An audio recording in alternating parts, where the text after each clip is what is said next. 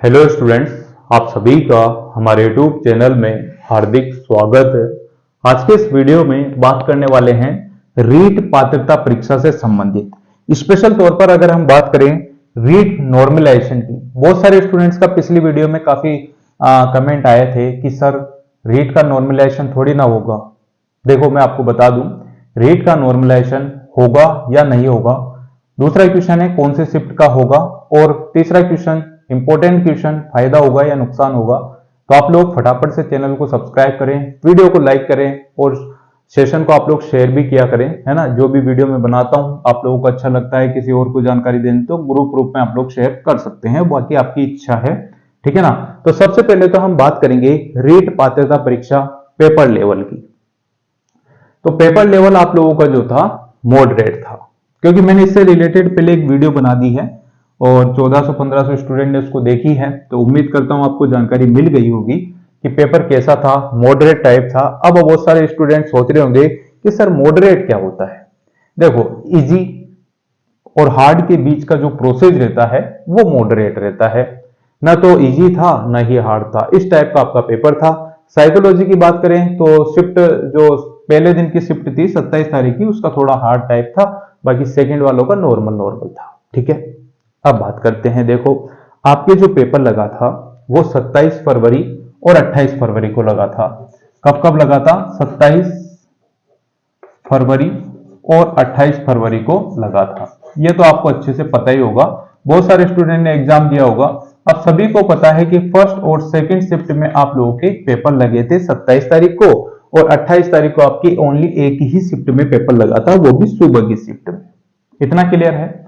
First shift में यहाँ पर जो भी बीएसटीसी वाले या जिनकी ग्रेजुएशन कंप्लीट है और जिन्होंने डीएलएड वीएलएड कर रखे हैं, वो सभी जो है लेवल फर्स्ट में बैठे थे, सभी को पता है। तो उनके पेपर में कोई नॉर्मलाइजेशन होने की संभावना बहुत कम है। क्यों है बहुत कम, वो भी मैं आपको बताता हूं। देखो, नॉर्मलाइजेशन कब होता है? जब पेपर एक से ज्यादा पारियों में होता है। तो पेपर का जो स्तर रहता है, क्योंकि पहली पारी का जो पेपर आएगा उसका पेपर सभी के एक से आएगा, दूसरी पारी में अगर उसका पेपर होगा तो उनके लिए तो अलग पेपर आएगा, क्योंकि वो अगले दिन पेपर है तो वही पेपर दे देंगे तो पुराने बच्चे बता देंगे, है ना। तो इसलिए डबल पेपर आते हैं, अलग अलग क्वेश्चन उसमें आते हैं। तो पेपर का जो लेवल रहता है, अब यहां पर पहला क्वेश्चन मैं पुटअप कर रहा हूं कि रीट नॉर्मलाइजेशन होगा या नहीं होगा। देखो, 27 फरवरी का जो पहली शिफ्ट वाला पेपर है उसमें नॉर्मलाइजेशन होने की संभावना नगण्य है, यानी कि बिल्कुल जीरो है, क्योंकि सभी का पेपर एक ही शिफ्ट में आया था, एक ही में ही कवर हो गया। अब देखो, 27 फरवरी को सेकंड शिफ्ट में आप लोगों के जो है लेवल 2 का पेपर लगा था, और 28 तारीख को सुबह की शिफ्ट में भी आप लोगों के लेवल 2 का पेपर ही लगा था। यह तो आपको सभी को पता होगा। अब देखो, 27 फरवरी 28 फरवरी दोनों अलग अलग दिन हैं, और दोनों अलग अलग दिन में पेपर दोनों के अलग अलग ही आए हैं। तो 27 फरवरी का जो सेकंड शिफ्ट का पेपर था लेवल सेकंड वालों का, वो पेपर आसान नहीं था।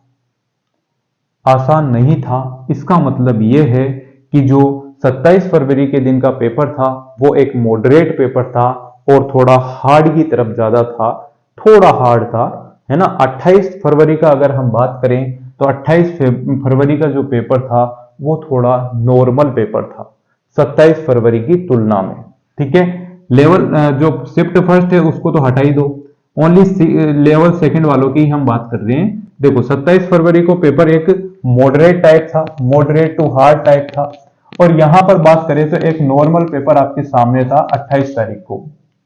नॉर्मल पेपर था आपका 28 फरवरी को, और मॉडरेट पेपर था आपका 27 फरवरी को। ऐसा भी नहीं कह रहा हूं कि 28 फरवरी वालों का बिल्कुल ही लुल्लू पुल्लू क्वेश्चन पेपर आया हो या बहुत ही इजी आया हो, कहने का मतलब ऐसा भी नहीं था।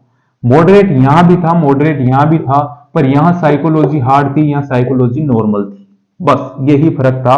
तो नॉर्मलाइजेशन होना लगभग तय है, नॉर्मलाइजेशन होगा। इसका प्रूफ ये है कि नॉर्मलाइजेशन रीट 2022 में जो पेपर हुआ था उसमें भी नॉर्मलाइजेशन हुआ था, तो यहां पर भी नॉर्मलाइजेशन होगा, ये बात आप लोग ध्यान रखिएगा।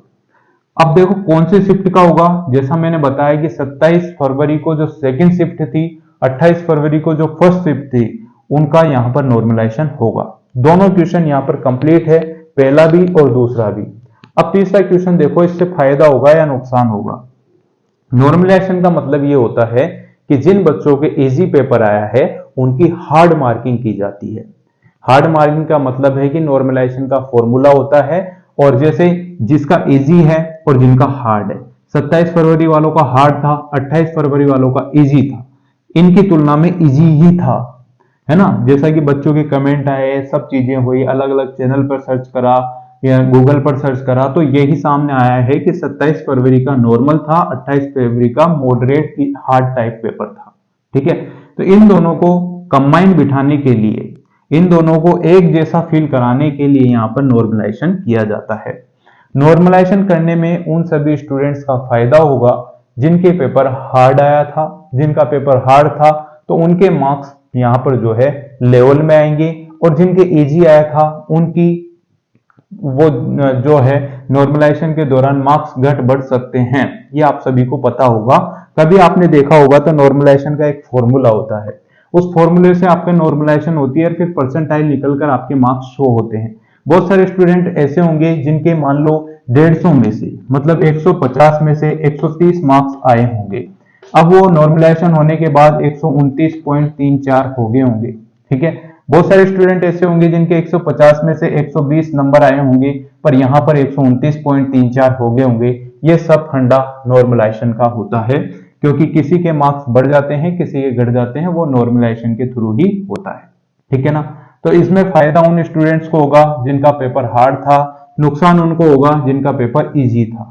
क्योंकि फायदा हार्ड वालों को इसलिए होगा कि उनको सही ट्रैक पर लाने का, नॉर्मल करने के लिए उनके जो है मार्क्स अच्छे आएंगे। नुकसान उनका होगा जिनके इजी पेपर था, उनको लेवल पर करने के लिए उनको यूं बढ़ाया जाएगा, फायदे वालों को यूं घटा के थोड़ा उनके लेवल में लाया जाएगा। समझ गए होंगे आप मेरी बात को। बाकी मैंने आप लोगों को समझाने की तो पूरी कोशिश कर दी।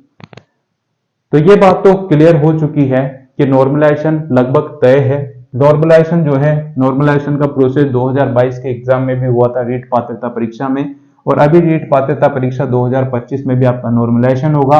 और यहाँ पर सेकेंड शिफ्ट जो है 27 तारीख की और 28 फरवरी की जो पहली शिफ्ट है उसके बीच, यानी कि लेवल सेकंड वाले जो स्टूडेंट है उनमें ही नॉर्मलाइजेशन का प्रोसेस होगा। फायदा और नुकसान मैंने आप लोगों को क्लियर यहाँ पर बता दिया गया है।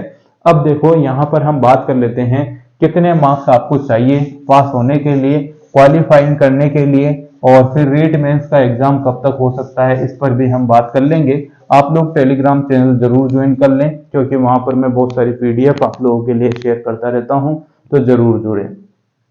ठीक है, देखो अगर हम बात करें SC ST कैटेगरी की तो 82 प्लस मार्क्स चाहिए। SC ST OBC कैटेगरी की अगर हम बात करें, EWS की बात करें तो 82 प्लस मार्क्स यहाँ पर चाहिए, कितने में से, 150 में से। अगर हम जनरल कैटेगरी की बात करें तो 90 नंबर चाहिए, 90 प्लस नंबर चाहिए 150 में से, जब जाके आप, ये तो है जनरल की बात, जनरल कैटेगरी की, और ये है EWS OBC MBC SC ST इन सभी की बात। ठीक है, बाकी नॉन टीएसपी एरिया की वीडियो मैंने पहले बना दी थी, नॉन टीएसपी टीएसपी वाले, वो भी आप लोग देख सकते हैं। बाकी यहाँ पर मैं आपको हिंट दे रहा हूँ कि 82 प्लस 150 में से EWS OBC MBC SC ST की चाहिए। जनरल कैटेगरी को 90 प्लस मार्क्स यहाँ पर रीट क्वालिफाई करने के लिए चाहिए, और इसकी वैधता जो है आजीवन है। आजीवन मतलब कि आप जब तक एग्जाम देना चाहते हैं तब तक आप रीट पात्रता में वैलिड है, मेंस वाले एग्जाम में। और मेंस का एग्जाम आप लोगों की जल्द ही जारी, मेंस का एग्जाम जो है उसका नोटिफिकेशन जल्द जारी हो जाएगा। हो सकता है आप लोगों के 10 दिन के अंतर्गत आंसर की देखने को मिल जाए, इसकी रीट की 7 या 10 दिन के अंतर्गत आपको आंसर की देखने को मिल जाएगी। और 27 मार्च या हो सकता है अप्रैल के 1 या 2 तारीख को आप लोगों को जो है इसका रिजल्ट भी देखने को मिल सकता है रीट प्री का। और आपके जो मेंस है उसी के बाद आपको नोटिफिकेशन मिलेगा, और सितंबर अक्टूबर तक आप लोगों के रीट मेंस का एग्जाम भी हो सकता है। बाकी अभी हाल फिलहाल के लिए इतनी ही कुछ इंफॉर्मेशन है, तो आप लोगों को उम्मीद करता हूँ चीजें समझ में आ गई होगी नॉर्मलाइजेशन से संबंधित। बहुत सारे स्टूडेंट कह रहे थे कि सर होता क्या है, क्या करना है, क्या नहीं करना है। तो नॉर्मलाइजेशन में यही होता है कि जिनके बता ही दिया मैंने आपको, बार बार बताने से क्या ही होगा। ठीक है, तो thank you so much. Video अगर अच्छी लगी हो तो like comment share and subscribe